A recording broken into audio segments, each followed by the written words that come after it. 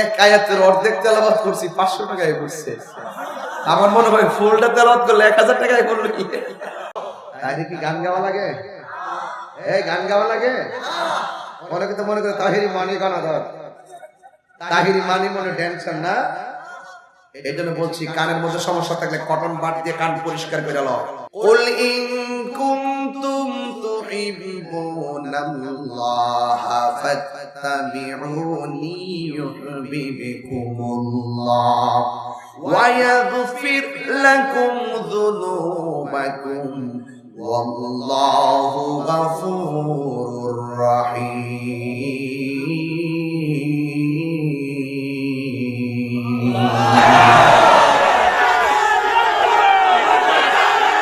তাইলে কি গান গাওয়া লাগে?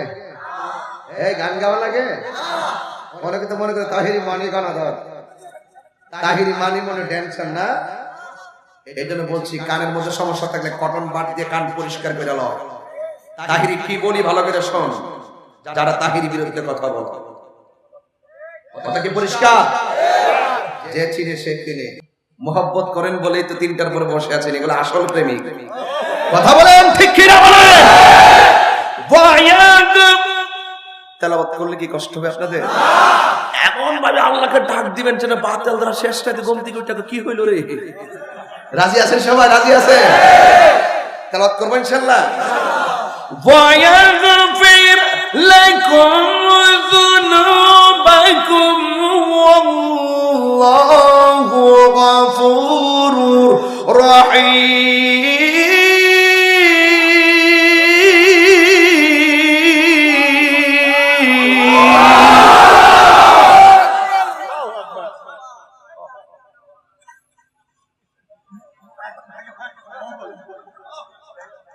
এক আয়াতের অর্ধেক তেলাওয়াত করছি 500 টাকায় পড়ছে।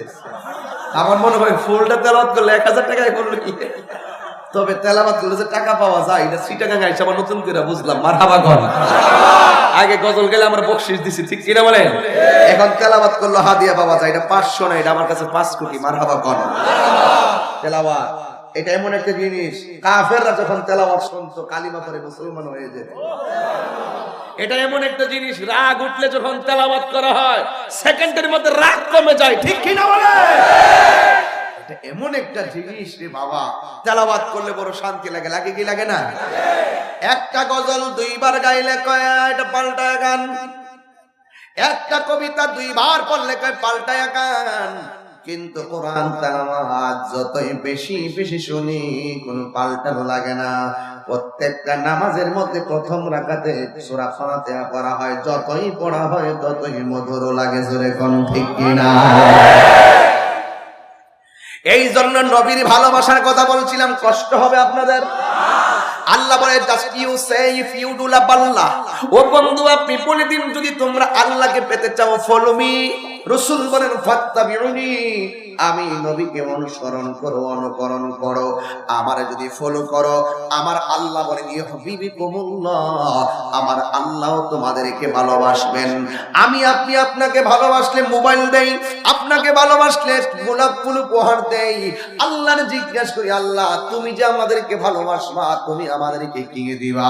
আল্লাহ এই আয়াতের মধ্যে বলে দিয়েছেন ওয়ায়াগফির লাকুম যুনুবাকুম ওয়াল্লাহু গফুরুর রহিম।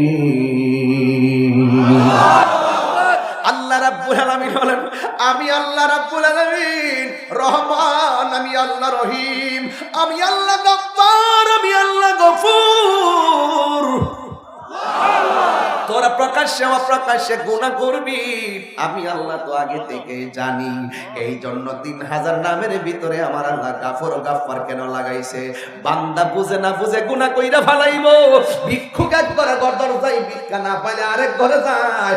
আমার রহমতের দরজা থেকে তো আর অন্য কোনো দরজা নাই, কাহার কাছে যায় আমার বান্দা চাইবো। এই জন্য আমি আল্লাহ 300 দরজা খুললা দিলাম, 300 দরজা আমি আল্লাহ খুলে দিলাম। যার যেইটা সমস্যা সেই নাম ধরে ডাক্তার দিবে, আমি আল্লাহ রাব্বুল আলামিন তা আমার গাফফার নামের উসিলায় তাদের জীবনের গুনাহগুলো মাফ করে দিবা।